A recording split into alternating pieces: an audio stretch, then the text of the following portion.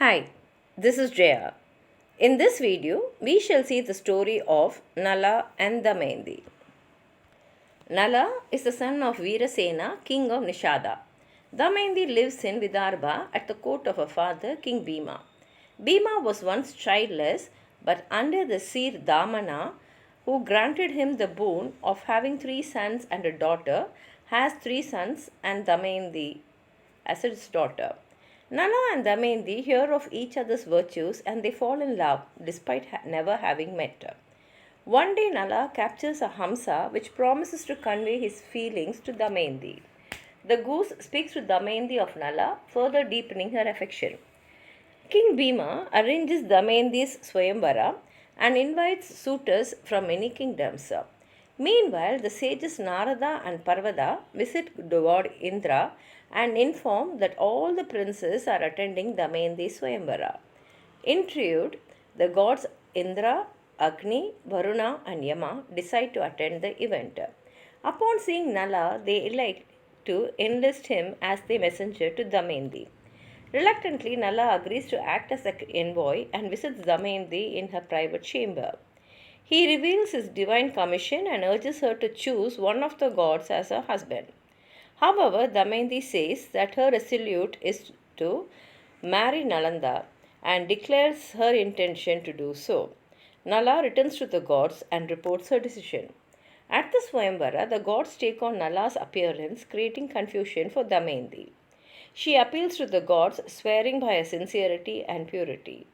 She spots the true Nala, for he sweats and also has a shadow and garlands him. Moved by her truthfulness, the gods resume their divine forms and bestow various boons. Indra grants that he may always appear at sacrifices. Agni ensures Nala's immediate access to fire and immunity from it. Yama grants a refined palate and adherence to righteousness. And Varuna ensures the presence of water and bestows a garland. As the gods return from the Swayamvara, they encounter Kali and Dwapara. Upon learning that Nala has won Damayanti, Kali becomes enraged and vows to possess him, while Dwapara resolves to enter the dais, setting the stage for Nala's downfall. Nala and Damayanti are married and live happily together. The couple also receives the blessings of twin children. 12 years later, Nala becomes spiritually defiled, allowing Kali to take possession of him. Nala's brother Pushkara challenges him to a game of dice, and under the influence of Kali and Dwapara, Nala becomes a repeatedly losing person in the dice game. Anticipating worse to come, Damayanti instructs Nala's charioteer Varshaneya to take the twin children to her father's court in Vidarbha for safety. Eventually, Nala loses all his possessions in the game, everything but Damayanti. Clothed in a single garment, he departs the city with Damayanti following him. The couple camps outside the city for 3 nights. When golden feathered birds approach, Nala throws his only cloth over them in an attempt to catch them. However, the birds actually transformed dice fly off with the garment. Nala is distraught and suggests that Damayanti return to her parents. She refuses, urging instead that they remain together. Despite her protest, Nala, driven by guilt and pride, decides to part from her for her own safety. They take shelter in a lodge where Nala wrestles with his conscience. Although he returns multiple times, Kali ultimately overcomes him and Nala flees under the cover of darkness. When Damayanti discovers his absence, she mourns deeply and curses the force behind his suffering. While wandering, she is briefly seized by a python but is rescued by a hunter. However, the hunter tries to rape her, prompting Damayanti to curse him, resulting in his death. Alone, Damayanti continues her journey through the forest, expressing her grief in lamentation. She speaks to a tiger and later a mountain but receives no solace. After 3 days, she discovers a hermitage. The ascetics there console her and predict a reunion with Nala before mysteriously vanishing. She continues onward, questioning an Ashoka tree. Eventually, she reaches a river bank where she finds a passing caravan and joins it. After traveling for many days with the caravan, Damayanti finds herself in peril when the group is attacked at night by a herd of elephants.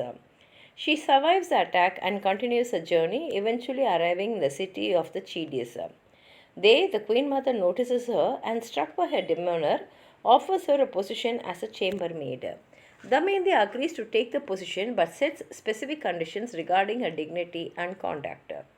Meanwhile, Nala, still wandering in the forest, rescues the Snake King, Karkotaka, trapped in a wildfire. In gratitude, the snake transforms Nala into a hunchback, disguising his true identity, and at the same time administers poison to weaken Kali, who still possesses him. The snake advises Nala to seek employment with King Rituparna of Ayodhya. Nala follows this advice and gains a position at Ritupurna's court under the assumed name Bahuka. Each night he recites a sorrowful verse, the meaning of which he keeps partially veiled, offering only cryptic explanations when asked. At the same time, Damayanti's father, King Bhima, dispatches Brahmins across the land to search for his daughter and Nala. One of them, the Brahmin Sudeva, eventually arrives in Chidi and recognizes Damayanti. He greets her and informs the Queen Mother, who in turn makes further inquiries.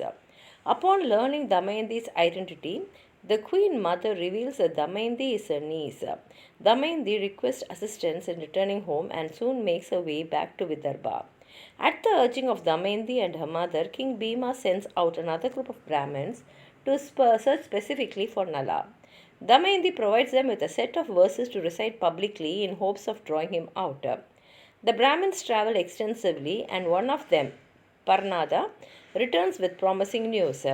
He had visited Ayodhya and recited the verse, which prompted Bahuka, that is Nala in disguise, to respond with a verse of his own, subtly identifying himself.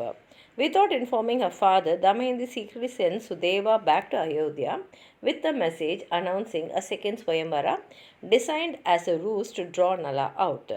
Upon hearing the new Swayamvara, King Ritrupurna instructs Bahukuna to take him to Vidarbha within a single day. Though reluctant, Bahuka selects a team of horses for the journey. During the ride, Varshneya, who now serves Ritupurna and was once Nala's charioteer, begins to suspect that Bahuka may indeed be Nala in disguise. During the rapid journey to Vidarbha, King Ritupurna's shawl slips from the chariot but cannot be retrieved due to their speed. Along the way, the king observes a vibhikta tree and immediately counts its fruits with remarkable accuracy. Bahuka, intrigued, verifies the count and then requests to learn this numerical skill, which will definitely enhance one's ability in dice games. In return, he offers to share his expertise in horse mastery. Rituparna agrees, and as a result of this exchange, Kali is expelled from Nala and enters the Vibhikta tree. Meanwhile, Damayanti hears the distinctive sound of the approaching chariot and senses that it is Nala who is driving it. Her father, King Bhima, is confused by Rituparna's sudden arrival, particularly as there are no signs of a planned Swayamvara. Still uncertain, Damayanti dispatches a servant, Keshini, to investigate Bahukana. Keshini approaches Bahuka and recites the verses composed by Damayanti. In response, he answers with the corresponding verses once spoken by Nala. She reports this back to Damayanti, who then sends her again to discover more about Bahuka's characteristics. Keshini observes several divine signs. The door lintel rises for him, fire and water are instantly present, and his garland remains unfaded. Damayanti then requests that Bahuka prepare meat for her. Upon tasting it, she recognizes it as identical to Nala's cooking. Keshini also brings Nala's children to him, prompting Bahuka to break into tears. Convinced of his identity, Damayanti has Bahuka brought before her. She expresses her anguish and sorrow. Nala explains that his actions were the result of being possessed by Kali and also questions the intent behind the new Swayamvara. Damayanti clarifies that it was a ruse to find him and asserts her continued purity. Her chastity is confirmed by the wind god Vayu. With this reassurance, Nala's true form is restored and the couple reunites after 3 years of separation. Nala and Damayanti are warmly received by King Bhima. Ritupurna congratulates Nala. Nala grants him the gift of his horsemanship before Ritupurna departs. Nala returns to Nishada and challenges his brother Pushkara to a rematch in dice. Confident of victory, Pushkara accepts, hoping again to win Damayanti. This time Nala defeats him but magnanimously chooses to forgive Pushkara and sends him away. Nala then reclaims his kingdom. Nala lives out his life in peace and happiness, and there ends the story. If you have anything more to add on to what I've said, please write it in the comment box. Like the video, share it with your friends, and if you have not subscribed my channel, please subscribe and support. Thank you.